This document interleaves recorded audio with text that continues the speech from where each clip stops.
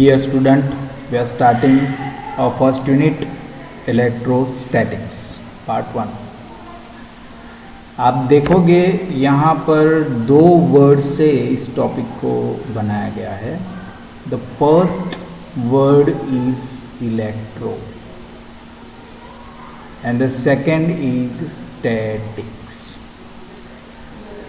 हम पहले से ही जानते हैं कि जो सब एटॉमिक पार्टिकल्स होते हैं जैसे इलेक्ट्रॉन एंड प्रोटॉन, तो उनको उनके मासेस होते हैं.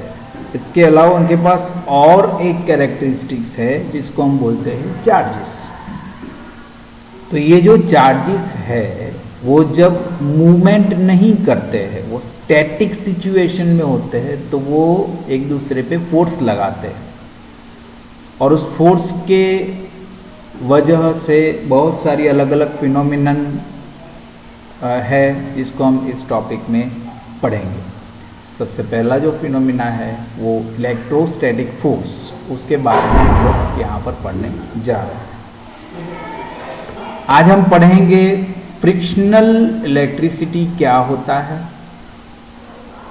इलेक्ट्रिक चार्जेस की क्या क्या प्रॉपर्टीज होती है, कूलम्ब्स लॉ उसका स्टेटमेंट, उसके एप्लीकेशन के बारे में पढ़ेंगे, कूलम्ब्स लॉ उसके वेक्टर फॉर्म में हम लोग पढ़ेंगे, चार्ज के क्या यूनिट्स होते हैं. फिर एक दो इम्पोर्टेंट टर्म्स है इलेक्ट्रोस्टैटिक्स में, relative permittivity and dielectric constant. इन दो चीज़ों के बारे में भी पढ़ेंगे. और हम लोग चार्ज डिस्ट्रीब्यूशन के बारे में पढ़ेंगे. तीन तरीके के चार्ज डिस्ट्रीब्यूशन होते हैं. लीनियर चार्ज डिस्ट्रीब्यूशन जिसको हम लैम्डा से रिप्रेजेंट करते हैं, सरफेस चार्ज डिस्ट्रीब्यूशन जिसको हम जनरली सिग्मा से रिप्रेजेंट करते हैं, और वॉल्यूम चार्ज डेंसिटी इसको हम जनरली रो से रिप्रेजेंट करते हैं. तो ये जो रिप्रेजेंटेशन के जो अलग अलग सिंबल्स है वो अलग अलग बुक्स में अलग अलग हो सकते हैं, लेकिन ये जनरल सिंबल्स है. इस तरीके से ये सिंबल्स होते हैं. सबसे पहली बात करेंगे फ्रिक्शनल इलेक्ट्रिसिटी के बारे में. फ्रिक्शन का मतलब होता है घर्षण, घिसाई. एक चीज़ दूसरे ऊपर घिसेंगे दूसरी चीज़ पे, तो उसको हम फ्रिक्शन बोलते हैं. तो फ्रिक्शनल इलेक्ट्रिसिटी क्या होती है? Frictional electricity is the electricity produced by rubbing two suitable bodies. बहुत ही जरूरी है, सूटेबल बॉडीज, कोई भी बॉडी नहीं, two suitable bodies and transfer of electrons from one body to another. यहाँ पर एक चीज और ध्यान से देखेंगे कि transfer of what, transfer of electron. दिमाग में रखो, चीज दिमाग में रखना, प्रोटॉन कभी ट्रांसफर नहीं होता है, ट्रांसफर केवल इलेक्ट्रॉन होता है. तो transfer of electron from one body to other. यहाँ पर दो फिगर आप ध्यान से देख पा रहे हैं. हम ग्लास रॉड को अगर सिल्क क्लॉथ के साथ घिसाई करेंगे तो सिल्क क्लॉथ में से सिल्क क्लॉथ के ऊपर ग्लास में से इलेक्ट्रॉन चले जाएंगे, इसलिए जो ग्लास है वो पॉजिटिवली चार्ज हो जाएगा और सिल्क क्लॉथ नेगेटिवली चार्ज हो जाता है. यहाँ पर आप देखो दूसरी फिगर में, ये वाली फिगर जो देखेंगे आप, ये वाली, इस दूसरी फिगर में एबोनाइट का जो है ये रॉड, उस एबोनाइट के रॉड को हम फ्लैनल के साथ रब कर रहे हैं. तो क्या होता है? तो होता यूं है कि फ्लैनल में से कुछ इलेक्ट्रॉन एबोनाइट के रॉड पे चले जाते हैं, तो फ्लैनल पॉजिटिवली चार्ज हो जाता है और एबोनाइट का रॉड जो है वो नेगेटिवली चार्ज हो जाता है. पढ़ेंगे. Electrons in glass are loosely bound in it than the electron in silk. So when glass and silk are rubbed together, the comparatively loosely bound electrons from glass gets transferred to silk. As a result, glass becomes positively charged and silk becomes negatively charged. ठीक है. और यहाँ पर क्या हो रहा है? Electron in fur are loosely bound in it than the electrons in ebonite. So when ebonite and fur are rubbed together, the comparatively loosely bound electrons from fur gets transferred to ebonite. As a result, ebonite becomes negatively charged and fur becomes positively charged. तो इस तरीके से frictional electricity का existence है। It is very important to note that the electrification of two body, whether positive or negative, is due to transfer of electron from one body to another. केवल electron ही ऐसी चीज है जो electrification करता है, जो चार्जिंग करता है.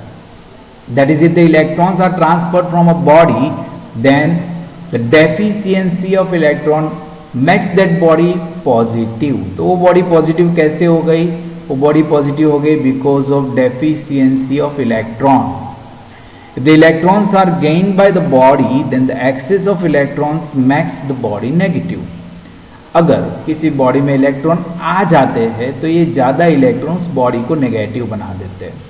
If two bodies from the following list are rubbed, then the body appearing early in the list is positively charged, whereas the later is negatively charged. मतलब देखो यहाँ से लाइन से पढ़ते चले जाओ. फर को ग्लास के साथ रब किया जाए तो फर पॉजिटिव हो जाएगा, ग्लास हो जाएगा नेगेटिव. ठीक है. ग्लास को सिल्क के साथ, ग्लास को अगर सिल्क के साथ कर देंगे तो ग्लास जो हो जाएगा वो पॉजिटिव हो जाएगा, लेकिन सिल्क जो हो जाएगा वो नेगेटिव हो जाएगा. तो ये पूरी लिस्ट है आपके लिए.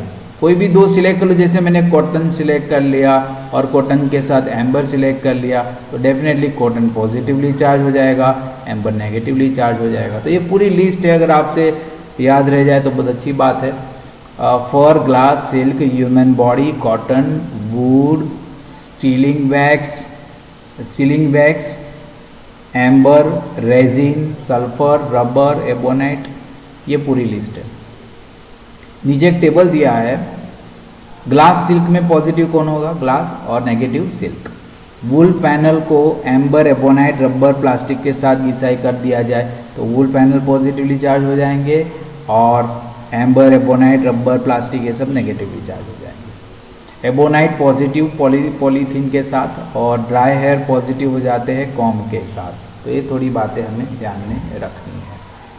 चार्ज की प्रॉपर्टीज. पहली property, there exist only two types of charges, namely positive and negative. केवल दो टाइप के चार्ज अवेलेबल है, positive and negative. Like charges repel and unlike charges attract each other. ये भी एकदम बेसिक प्रॉपर्टी है. दो सेम चार्जेस एक दूसरे को रिपेल करते हैं, लेकिन दो अपोजिटली चार्ज जो होते हैं वो एक दूसरे को अट्रैक्ट करते हैं. तीसरा, charges is a scalar quantity. वो वेक्टर क्वांटिटी नहीं है, स्केलर क्वांटिटी. उसको केवल उसकी मैग्नीट्यूड होती है, डायरेक्शन नहीं होता है. Charge is additive in nature. Charge को ऐड कर सकते हैं, जैसे मैथमेटिक्स में ऐड कर सकते हैं. पॉजिटिवली चार्ज को प्लस किया जाता है, नेगेटिवली चार्ज को माइनस किया जाता है. For example, +2 coulomb, +5 coulomb, -3 coulomb gives you +4 coulomb. Charge is quantize. इसका मतलब है कि electric charge exist in the discrete packets rather than continuous amount. That is, it can be expressed in integral multiple of fundamental electronic charge, जिसकी value है 1.6 × 10⁻⁹ coulomb. Q = ±NE. This is mathematical representation of quantization of charge. यहाँ पर n = 1, 2, 3 ऐसा ले सकते हैं. तो it is the integral multiple of small e, and small e is nothing but the charge of electron which is 1.6 × 10⁻⁹ coulomb. तो ये जो है कहीं पर आपको याद रखना है. This should be remembered by you. ये वाला E = 1.6 × 10⁻⁹ कूलम. ये कांस्टेंट बहुत जगह पर यूज होने वाला है, तो this constant you must have to remember. Charge is conserved. That is, the algebraic sum of positive and negative charge in an isolated system remains constant. Charge कभी बनता नहीं है, वो कंजर्व होता है. कभी नया चार्ज कहीं से आ नहीं सकता है. और इस दुनिया में जो, इस यूनिवर्स में जो टोटल चार्ज है वो कांस्टेंट है. When a glass rod is rubbed with silk, negative charge appears on the silk, and the equal amount of positive charge appears on the glass rod. The net charge on the glass silk system remains 0 before and after rubbing. It does not change with velocity also. Velocity के साथ भी charge कभी भी change नहीं होता है. आगे बढ़ते हैं. अभी रिसेंटली जो नए नए इन्वेंशन हुए, इस हिसाब से क्वार्क्स करके नए बेसिक पार्टिकल्स बने हैं, और क्वार्क्स का चार्ज होता है 1/3e and 2/3e. ये हमने पॉस्टुलेट किया, ये देखा नहीं है अभी, एग्जिस्टेंस उसका पॉस्टुलेट किया गया है. If the quarks are detected in any experiment with concrete practical evidence, then the minimum value of quantum of charge will be either 1 by 3e or 2 by 3e. However, the law of quantization will hold good. अब बहुत ही important law के बारे में हम पढ़ने जा रहे हैं, that is Coulomb's law. This is very fundamental law of electrostatics. ये दो पॉइंट चार्जेस के बीच के फोर्स के बारे में हमें बताता है. सबसे पहले कूलम्स लॉ का स्टेटमेंट समझ लेते हैं. The electrostatic force of interaction, either attraction और repulsion between 2 point electric charges is directly proportional to the product of the charges, inversely proportional to the square of the distance between them, and acts along the line joining the two charges. 3 बातें यहाँ पर है. एक तो ये जो force है वो चार्जेस के डायरेक्टली प्रोपोर्शनल जाता है. दूसरी बात यह है कि वो इन्वर्सली प्रोपोर्शनल जाता है किसके, the square of the distance between them. दोनों चार्जेस के बीच का जो डिस्टेंस है उसके स्क्वायरली प्रोपोर्शनल में जाता है. और तीसरी बात कहाँ पर लगता है, तो it acts along the line, it acts along the line joining the two charges. दो चार्जेस के जॉइनिंग के अलोंग लगता है. इसका मैथमेटिकल रिप्रेजेंटेशन करेंगे. F is proportional to Q1 into Q2. F is proportional to 1/r². इसके पहले एक बात समझ लेंगे कि स्टेशनरी पॉइंट चार्जेस को ही ये लॉ लागू होता है, मूविंग चार्जेस को नहीं. तो F is proportional to Q1 and Q2. Q1 is the charge of the first particle and Q2 is the charge of the second particle. F is inversely proportional to r². R is the distance between two charges. That means what? F is proportional to Q1 Q2 upon r², और F is equal to K Q1 Q2 upon r². यहाँ पर K क्या है?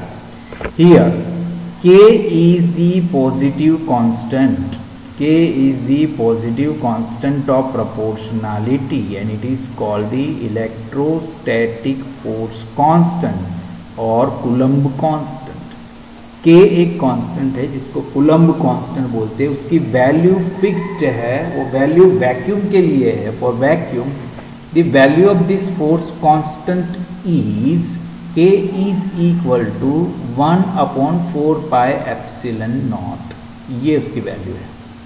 किसके लिए? Vacuum के लिए. Where ε0 is the permittivity of the free space. अब ये परमिटिविटी क्या है इसके बारे में हम आगे पढ़ने वाले हैं, आगे वाले चैप्टर्स में पढ़ेंगे. मीडियम की बात करेंगे तो मीडियम में K की वैल्यू हो जाती है, मीडियम में अगर K की वैल्यू डिफाइन करने की बात करें तो मीडियम में K की वैल्यू हो जाती है 1/4πε. क्या फर्क है? वहाँ पर ε0 था, यहाँ पर क्या है? एप्सिलन. इतना फर्क है. यहाँ पर एप्सिलन क्या होता है? Epsilon is the absolute electric permittivity of the dielectric medium. उस मीडियम की एब्सोल्यूट इलेक्ट्रिक परमिटिविटी होती है. ये परमिटिविटी क्या होती है हम आगे पढ़ेंगे. शब्द बहुत क्लियर है, परमिट करना. वो कुछ तो परमिट करती है, क्या परमिट करती है वो आगे देखने वाले हैं. द डाइलेक्ट्रिक कांस्टेंट और रिलेटिव परमिटिविटी और स्पेसिफिक इंडक्टिव कैपेसिटी. 3 चीज़ है, एक ही चीज़ है, नाम 3 है, चीज़ एक ही है. क्या क्या नाम है देखो. पहला नाम क्या है? Dielectric constant. This is the first name. What is the second name? Relative permittivity. What is third name? Specific inductive capacity. What is the last name? Dielectric coefficient. ये चारों चार एक ही चीज़ है. कौन कौन सी 4 चीज़ें? Dielectric constant, relative permittivity, specific inductive capacity and dielectric coefficient. और उसकी वैल्यू है K is equal to epsilon R which is equal to epsilon upon epsilon naught. इस तरीके से उसको E नहीं पढ़ना है, भूल मत करना, उसको E नहीं पढ़ सकते, एप्सिलन है उसका नाम. K is equal to epsilon R is equal to epsilon upon epsilon naught. तो वैक्यूम के लिए कूलम्स लॉ क्या लिखेंगे? F is equal to 1/4πε0 Q1 Q2 upon r². और मीडियम के लिए F की वैल्यू क्या लिखेंगे? वैक्यूम के लिए मैंने अभी बताई आपको, F की वैल्यू क्या लिखेंगे? F is equal to 1/4πε0 Q1 Q2 upon r². और मीडियम के लिए F is equal to 1/4 pi epsilon naught epsilon r Q1 Q2 upon r square.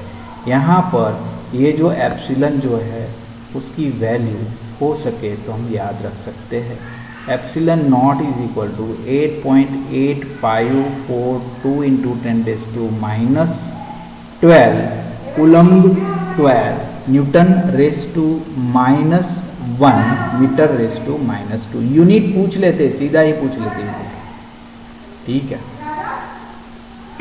और कूलम्ब कांस्टेंट k की वैल्यू है 1/4 pi epsilon naught which is equal to 8.9875 into 10⁻9 newton metre square coulomb raise to -2।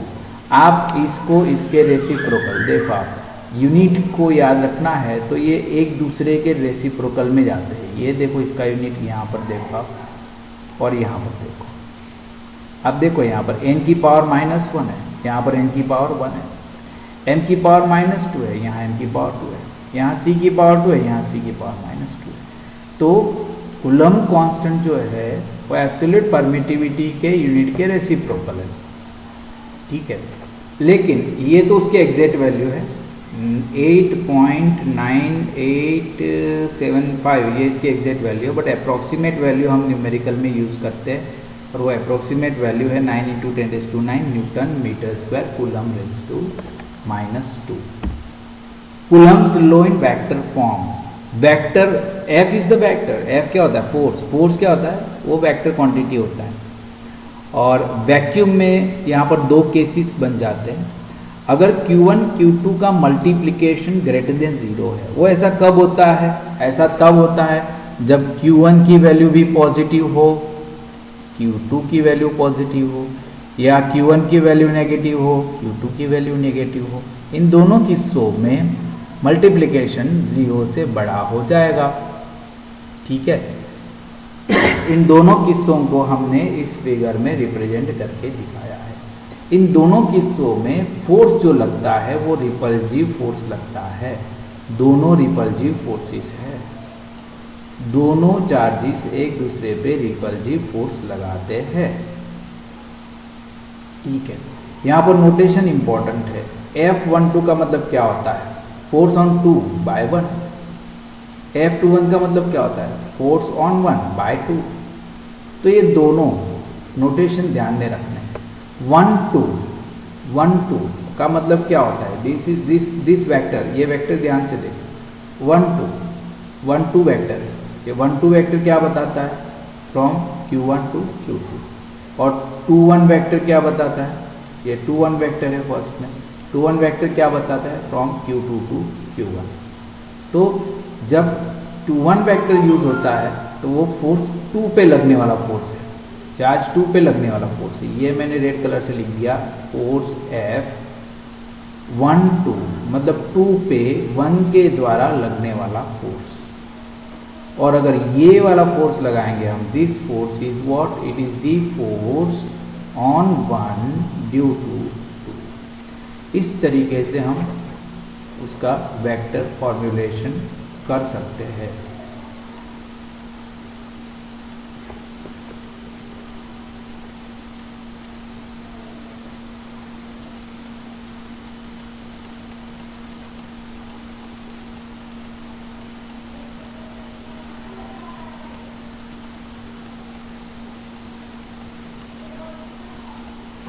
दूसरा है, अगर Q1 is less than 0 है, Q1 into Q2 is less than, इसका मतलब क्या है? अगर Q1 प्लस है तो Q2 माइनस है, और अगर Q1 माइनस है तो Q2 प्लस है। इन दोनों किस्सों में Q1 इंटू Q2 नेगेटिव होगा, और इन दोनों किस्सों में जो फोर्स लगता है वो होता है अट्रैक्टिव फोर्स। तो F12 is equal to 1/4 pi epsilon naught Q1 Q2 upon r square into r12 cap, and F21 is equal to 1/4 pi epsilon naught Q1 Q2 upon r square r21 cap. ये जो unit vector है उसके ऊपर से पता चलता है, ये यूनिट वेक्टर बताता है हमें कि फोर्स कहाँ से कौन सी डायरेक्शन में किसके ऊपर लग रहा है। सारे केसेस में हम देख पा रहे हैं कि F(2 by 1 is equal to negative of F(1 by 2)। तो F12 की वैल्यू क्या हो जाएगी, F12 is equal to 1/4 epsilon naught Q1 Q2 upon R cube into R12 and F21 की वैल्यू हो जाती है 1/4 epsilon naught Q1 Q2 upon R cube into R21। आप बोलोगे ये R क्यूब कैसे हो गया भैया, क्योंकि यहाँ पर हमने अभी R12 कैप नहीं लिखा है, पूरा वेक्टर लिखा है। कैप की फॉर्मूला पता है, R12 कैप की फॉर्मूला क्या होती है, वो होता है R12 वेक्टर अपॉन R12 का मॉड्यूलस, और R12 का मॉड्यूलस क्या हो गया, वो तो R ही हो गया, और इस वजह से उसका R मिला के नीचे R क्यूब हो जाता है। तो ये थोड़ा ध्यान में रखने जैसी बात है। The cube term of the distance is simply because of vector form. Otherwise, the law is inverse square law only. Charge का यूनिट क्या होता है, the SI unit of the charge is coulomb. एक 1 coulomb को कैसे define करेंगे, 1 coulomb of charge is that charge which when placed at rest in vacuum at distance of 1 meter from the equal and similar stationary charge repels it and is produced by it with a force of 9 into 10 raised to 9 Newton. In CGS electrostatic system, the unit of charge is state coulomb or ESU of the charge. ESU मतलब electrostatic unit. In CGS electrostatic system, K is equal to 1 upon capital K, where capital K is dielectric constant. For vacuum, K is equal to 1. तो F is equal to Q1 Q2 upon R square, ये CGS के लिए पूरा। If Q1 is equal to Q2 is equal to Q, अगर Q1 Q2 दोनों equal है जिसको हम Q कहेंगे, R is equal to 1 centimetre and F is equal to 1 time, then Q is equal to plus और minus 1 stat coulomb. In CGS electromagnetic system the unit of charge is ab coulomb और EMU also, EMU of charge is also. So 1 EMU is equal to C ESU of charge. C, यहाँ पर C बहुत important है। C क्या है, is the velocity of light in vacuum. Velocity of light in vacuum क्या होता है, 3 into 10 raised to 10। So 1 EMU of charge is equal to 3 into 10 raised to 10 ESU of charge. 1 coulomb of charge is equal to 3 into 10 raised to 9 stat coulomb and 1 ab coulomb is equal to 10 coulomb। Relative permittivity और dielectric constant और specific inductive capacity और dielectric coefficient, ये चारों चीज़ें एक ही है जो हमने लास्ट स्लाइड में भी देखा था। द डाइलेक्ट्रिक कांस्टेंट और रिलेटिव परमिटिविटी और स्पेसिफिक इंडक्टिव कैपेसिटी और dielectric coefficient is given by the ratio of the absolute permittivity. दो चीज़ों का रेशियो है, कौन सी दो चीज़ों का, absolute permittivity and permittivity of free space, absolute permittivity of the medium and permittivity of the free space.